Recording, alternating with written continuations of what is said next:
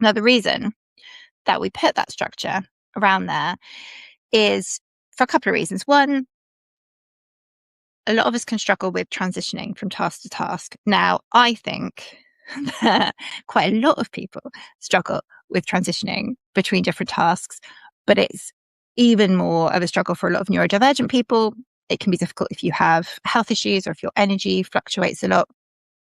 And our modern world asks us to split our attention in so many different directions. And we're having to go here, there, and everywhere and jump from task to task to task all the time.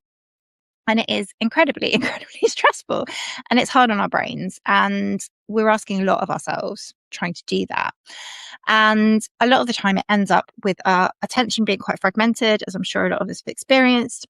And it can be really hard to get into a task, especially something like creativity, which really wants your full absorption and your full attention and wants you to be present with it and connected with it. But your attention actually is fragmented in loads of different directions. So it's not ideal.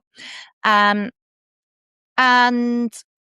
then, you get into the creating process, you make your art, you do your writing, you knit, you do whatever it is that you sat down to do. And then your attention gets pulled away somewhere else. And part of your brain is still thinking about the project that you're working on, is still in that zone and hasn't had the opportunity to kind of move back. So you haven't had that opportunity to transition from the task that you were doing back into the next thing or, your day-to-day life. So that can be a real energy drain.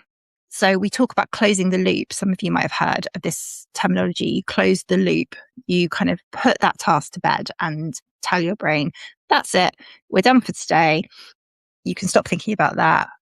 We can move to something else. It just makes that smoother transition for your brain.